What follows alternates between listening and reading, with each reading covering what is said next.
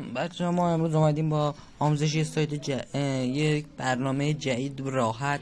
شما میتونید طی 10 روز $5 به دست بیارید که به نظر من یه مبلغ خیلی زیادیه همکنون به پول ایران مخصوص، که الان دلار پول هلوش 30 الی 28,000 تومنه.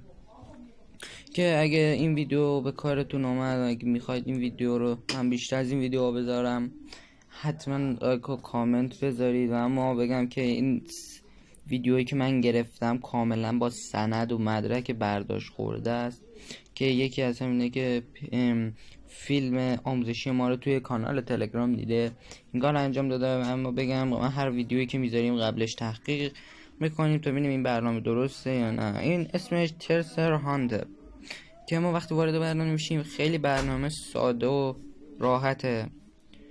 شما فقط با کلیک کردن و تایید هدف خود، که الان ما میریم تو تعیین هدف. فعلا برنامه برای من لودینگ بچه‌ها. که با تعیین هدف میتونید شما از ببینید پلی استور، ایکس باکس، استیم، آیفون، آمازون، گوگل پلی و پیپال. از نظر من که پیپال گوگل پلی گیفت خیلی بهتره چون تو ایران هست.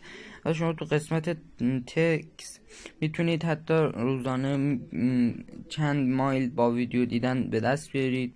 اما تو این وایت شما با زدن این کد میتونید 1000 مایل، کسی که میره تو برنامه با زدن کد شما 1000 مایل بره، شما برید جلو. و اما بعد این اگه دوست دارید شما هم 1000 مایل برید، توی قسمت می همچین قسمتی است که من استفاده کردم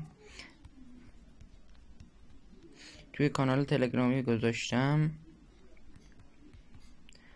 همچین قسمتی است این پاوت ریفرل کد، اونجا میرید و کد منی که الان برای شما میذارم رو میزنید و وارد میشی. و اما سند و مدرکی که من دارم که توی کانال گذاشتم اینه: مدرک برداشت ما MCUB گیفت کارت، یک $5 گوگل پلی رو گرفته و این رفیق اونم از ویدیو آموزشی ما رفته، که اگه امیدوارم که شما هم گرفتید برای ما ارسال کنید تا در کانال بذارین، که امیدوارم این گیفت کارت که از این برنامه میگیرید به دردتون بخوره. تا ویدیو بعدی حتما ما رو لایک و کامنت بذارید تا ما یه ویدیو جدیدتر و کسب درآمدی بیشتر برای شما بذاریم.